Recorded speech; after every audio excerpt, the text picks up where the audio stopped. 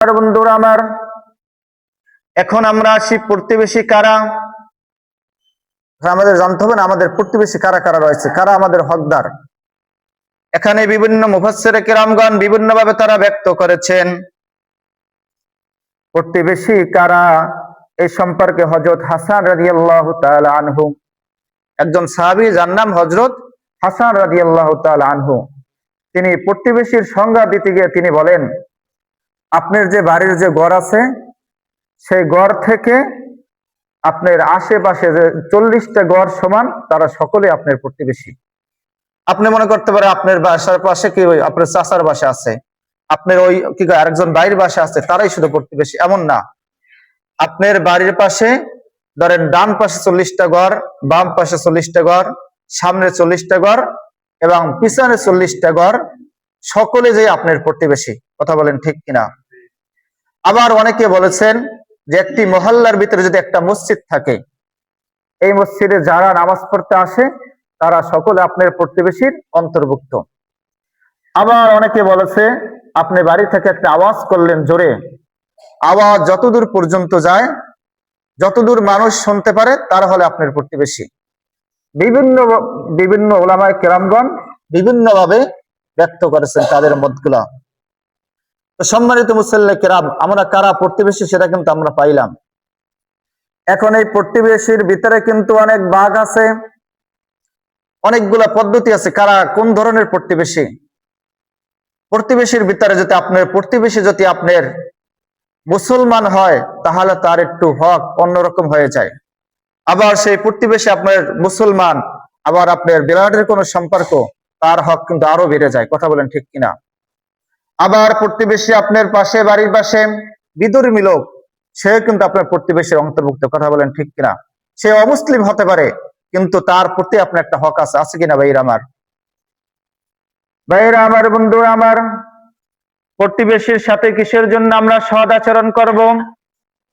প্রতিবেশীর ভিতর আবার ভাগ আছে, একটা হচ্ছে উত্তম প্রতিবেশী আর একটা হচ্ছে অনুত্তম প্রতিবেশী। এখন আমরা আসি, প্রথমে আসি অনুত্তম প্রতিবেশী কারা। অনুত্তম বোঝেন? যাদের আচরণের কারণে পাশের প্রতিবেশী যারা সুস্থ থাকতে পারে না, এদেরকে বলা হয় অনুত্তম প্রতিবেশী। কথা বলেন ঠিক কিনা? আর একটু উদাহরণ দিলে আপনারা বুঝবেন। আপনি ভালো মানুষ, মুত্তাকিন পরহেজগার মানুষ, আপনি 5 ওয়াক্ত নামাজ মসজিদের জামাতের সাথে আপনি আদায় করেন, আপনি গান বাজনা শুনতে পছন্দ করেন না, আপনি খারাপ কাজ আপনার কাছে ভালো লাগে না, কিন্তু আপনি এমন একজন বাড়ির প্রতিবেশীর পাশে আপনি থাকেন, সেই ব্যক্তি কি করে? অনুত্তম প্রতিবেশী। এমন ভাবে তারা গান বাজনা করে যে বা গান বাজনার আওয়াজে আপনি ঘরে বসে যে ইবাদত বন্দি করবেন তা আপনার সমস্যা হয়। এটাকে বলা হয় অনুত্তম প্রতিবেশী। কথা বলেন ঠিক কিনা? এখন আমরা আসি উত্তম প্রতিবেশী কারা। উত্তম প্রতিবেশী হচ্ছে যারা আপনার বাড়ির পাশে যারা থাকে, তারা আপনাকে, আপনি যদি নামাজ না পড়েন, আপনাকে আরো নামাজের দিকে ডাকবে, ভাই নামাজ পড়া ফরজ, এই মসজিদে আসো। এরা হচ্ছে উত্তম প্রতিবেশী। আল্লাহ রাসূল সাল্লাল্লাহু আলাইহি সাল্লাম তিনি উত্তম প্রতিবেশী পাওয়ার জন্য আল্লাহ তাআলা দরবার দোয়া করতে বলছেন।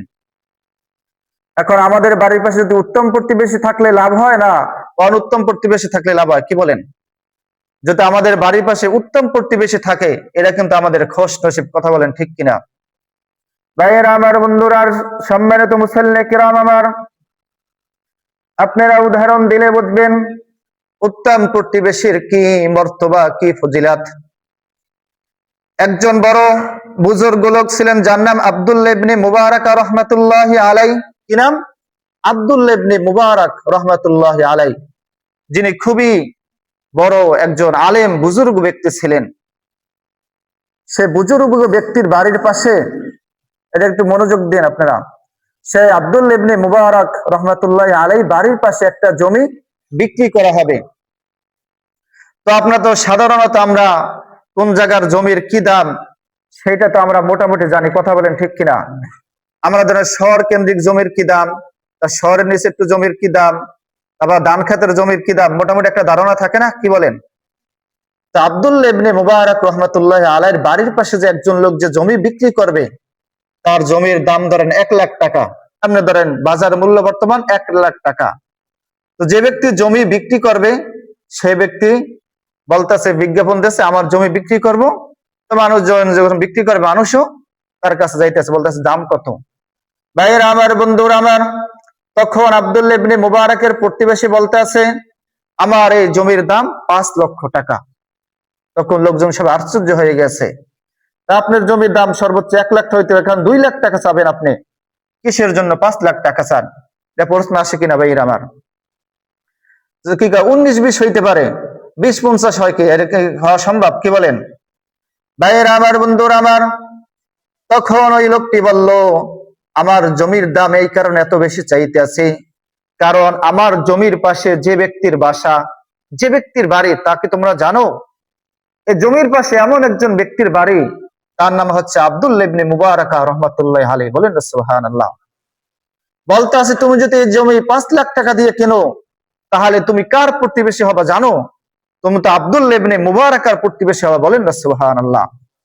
তখন এলাকার মানুষ তারা কারাকারি লাগিয়ে গেছে, কার আগে কে মানে কি বেশি মূল্য দিয়ে 5,00,000 টাকা দিয়ে সে জমি কেনার জন্য কারাকারি লাগিয়ে গেছে। বলেন না।